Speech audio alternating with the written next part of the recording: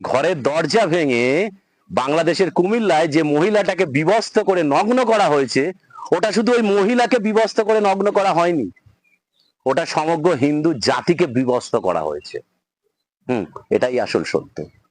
কদিন আগে কসবাতে একটি ছাত্রীকে কলেজের মধ্যে, ল কলেজের মধ্যে যে ধর্ষণ করা হয়েছে না, ভাবুন তো, সামান্য 90 লাখ ইসরায়েল হামাস জঙ্গি যখন ওদের মহিলাদের তুলে নিয়ে গিয়ে উলঙ্গ করে ঘুরিয়েছিল, সেই সামান্য 90 লাখ ইহুদি টোটাল গাজাকে খাজা বানিয়ে দিল না? আর আমরা টোটাল পৃথিবীতে প্রায় 130 কোটির কাছাকাছি হিন্দু আছি, আমরা বাংলাদেশের ঘটনাটা নিয়ে কোনো প্রতিবাদই করতে পারলাম না, চুপ করে আছি। কি হয় প্রতিবাদ করে বলুন? প্রতিবাদ করে কি হবে? আমার সাথে তো হয়নি। অ্যাকচুয়ালি কি জানেন তো, যে মহিলাটার সাথে বাংলাদেশে কুমিল্লার যে মহিলাটার সাথে হয়েছে, উনিও কিন্তু জানেন না যে ওর সাথে এরকম ঘটনা হতে পারে ওনার সাথে।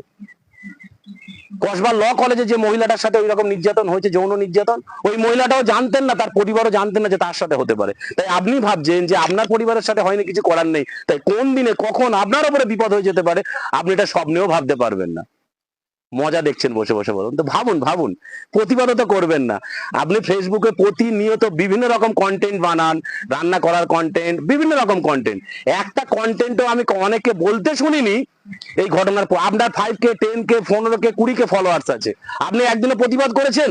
আপনার ফলোয়ার্সদের বলেছেন যে এই ঘটনাটার প্রতিবাদ করলাম, বাংলাদেশের কুমিল্লা যে হিন্দুদের সাথে হয়েছে, কসবায় যে ঘটনাটা হয়েছে যে মহিলার সাথে? আপনি তো মহিলারাই বেশি লাইভ করেন, একবারও বলতে পেরেছেন? কেন পারেননি? ফলোয়ার্স কমে যাবে, স্টার দেওয়ার লোক কমে যাবে, তাই না? একটা কথা ভেবে রাখুন, ইতিহাস থেকে সাক্ষী নিন, ওই বাংলাদেশ থেকে পাকিস্তান থেকে যে হিন্দুদের ছেড়ে পালিয়ে আসতে হয়েছিল না, তাদেরকে জিজ্ঞাসা করবেন। তাদেরও বিঘেকে বিঘে সম্পত্তি ছিল, তাদেরও অনেক বড় বাড়িঘর ছিল, সম্পত্তি ছিল, রাতারাতি এক কাপড়ে সব ছেড়ে পালিয়ে আসতে হয়েছিল।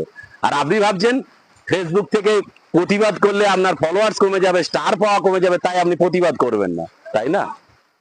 সেদিন ওদের মতো হবে, আপনার স্টার, আপনার ইনকাম সব জলে চলে যাবে। সময় থাকতে সুযোগ হন, প্রতিবাদ করুন। বারবার বলছি, প্রতিবাদ করুন। যে অন্যায়টা হলো, যে মহিলাটার সাথে বাংলাদেশে হলো, সমস্ত হিন্দুকে গর্জে উঠুন, প্রতিবাদের ভাষা তৈরি করুন। না হলে কিন্তু একদিন এই প্রজাতি শেষ হয়ে যাবে, ইতিহাস থেকে যদি সাক্ষী আপনি না নেন। কসবাতে যে মহিলাটার সাথে, আপনি ভাবুন, আপনার বাড়ির মেয়েকে পাঠাচ্ছেন কলেজে, আপনি সুরক্ষিত আছেন? ভাবছেন কলেজে পাঠিয়েছি, স্কুলে পাঠিয়েছেন, সে দিব্যি সুরক্ষিত আছে।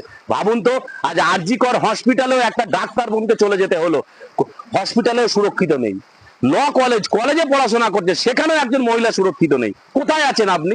চুপ করে বসে আছেন, পাছে সরকার আপনার বিরুদ্ধে ক্ষোভ নেয়, তাই না? সরকারের ভয়ে বসে আছেন, অন্য ধর্মের মানুষ আপনার বন্ধু চটে যাবে।